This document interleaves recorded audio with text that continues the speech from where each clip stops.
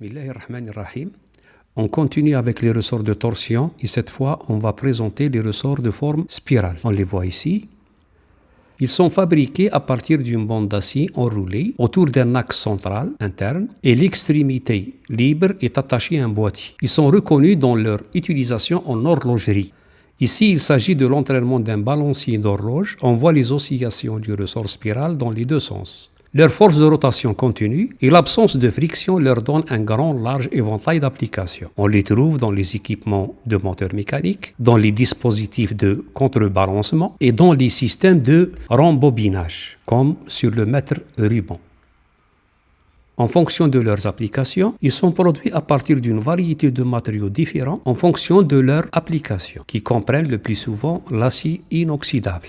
Il existe deux types de ressorts de forme spirale. Il y a les conventionnels et les précontraints. Les conventionnels ont une limite d'environ 20 tours de travail. Par contre, les précontraints permettent jusqu'à 50 tours de travail, tout en offrant une puissance de sortie plus élevée. Cependant, la durée de vie dynamique est plus faible pour les ressorts précontraints. Examinons quelques formules pour nos calculs. Sur ce dessin-là, on voit ici un ressort spiral entouré autour d'un axe fixe. Cette extrémité va recevoir un effort F, distant d'une longueur H par rapport au centre, ce qui provoque un moment de flexion maximale au centre. Ici, nous avons l'angle d'enroulement alpha et vous voyez ici, nous avons les caractéristiques de la bande d'acier. L'épaisseur est petit a, la largeur est petit b. Pour ce qui est de l'angle d'enroulement alpha, il est calculé à partir de l'effort F et des caractéristiques géométriques ainsi que du module d'élasticité. Pour la raideur K, elle est exprimée en fonction du moment maximal de flexion sur l'angle alpha. On laisse la théorie à côté et on passe à la modélisation. On va s'appuyer sur ce catalogue-là.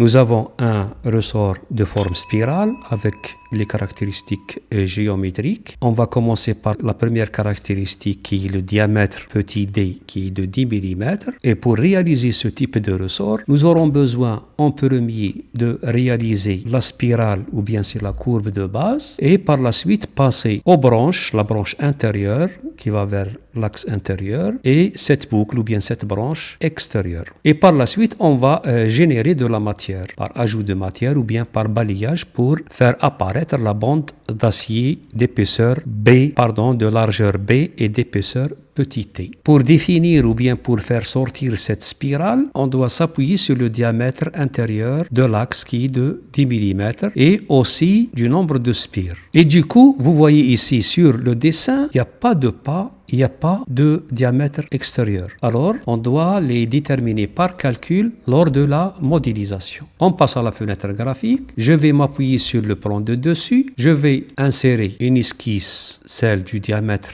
intérieur de l'axe qu'on doit coter 10.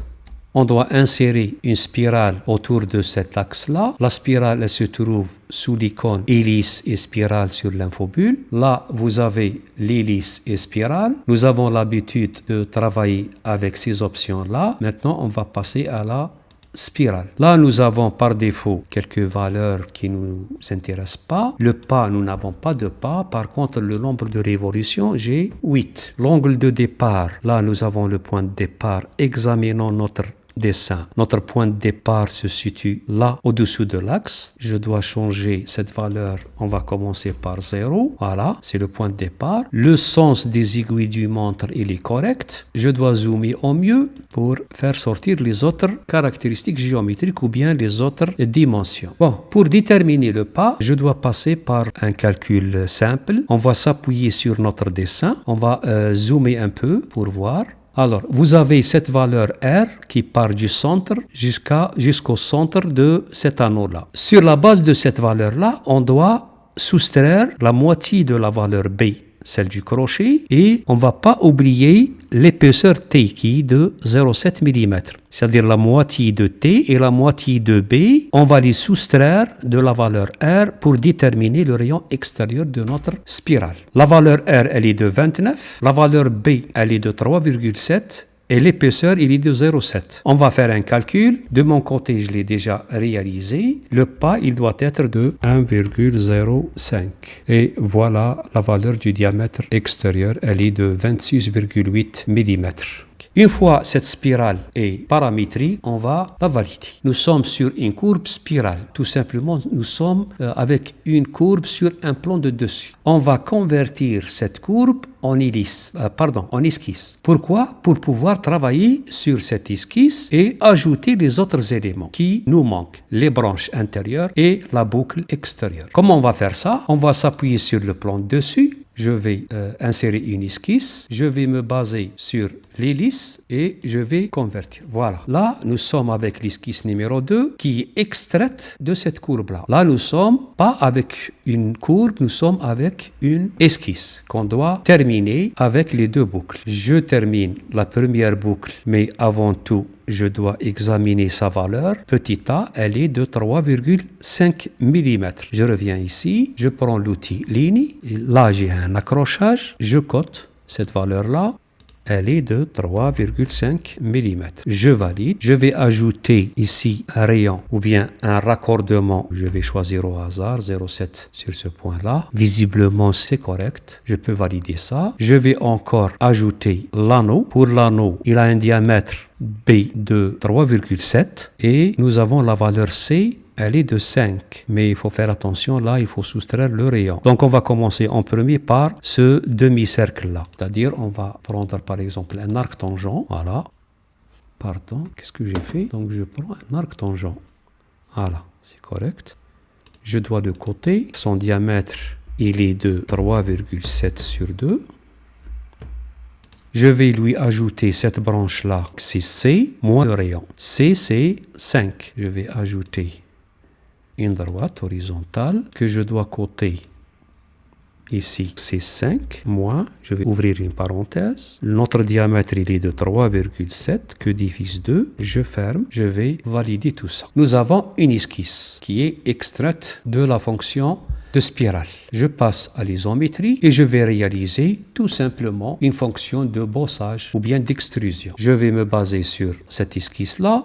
Dans cette direction, j'ai la valeur de 7 qui est petit b. Par contre, ici, je passe directement à la fonction mince et faire l'épaisseur de cette bande d'acier qui est de 0,7. Je valide et voilà notre ressort. Je vais cacher la spirale de base. Je passe à ce mode d'affichage et vous avez votre ressort. Alors, vous allez me dire pourquoi vous n'avez pas travaillé avec la fonction de balayage. Donc, je vais revenir ici et je vais travailler avec la fonction de balayage. Donc, je vais supprimer tout ça. Mais pour faire le balayage, il nous faut le profil et la trajectoire.